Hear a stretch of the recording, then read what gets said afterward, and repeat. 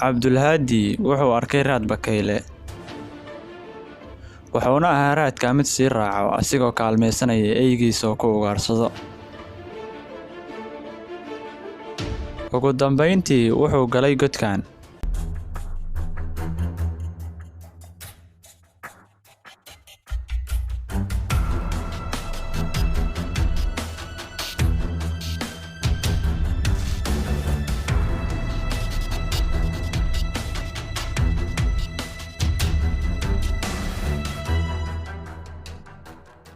Eyga ayaa isku dayay inuu soo qabto bakaylaha asigoo godka madaxa gelinayo, laakiin godku wuxuu ahaa mid hoos u sii dhuuban.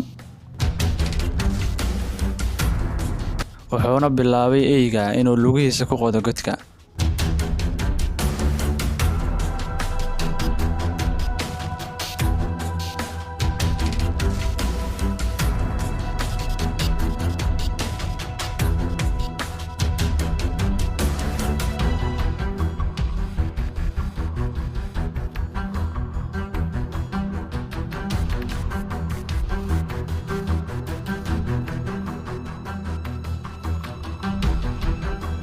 Ugu dambeyntii wuu ka soo qabtay bakaylihii.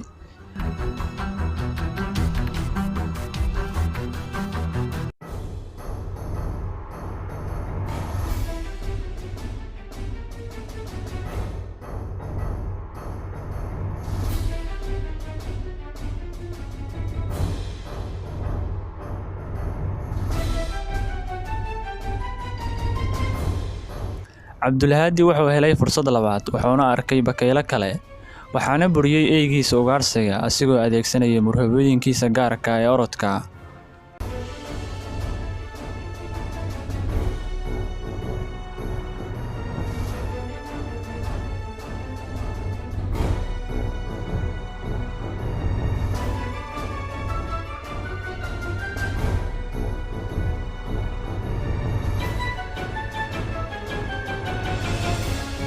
Markii uu qabtay bakaylaha ayuu ka fakaday ama uu ka baxsaday, wuxuuna isku dayayaa mar labaad inuu qabto.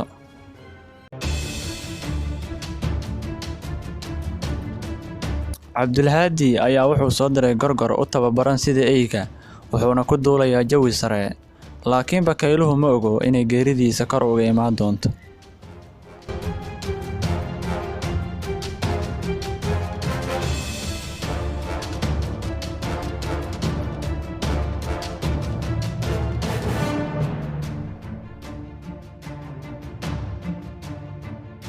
Gorgorkii ayaa bakaylihii si fudud u qabtay, waxaana ka muuqda tababarka la siiyay mana ahan mid ku xadgudbayo ilaa uu Cabdulhaadi ka soo gaaro.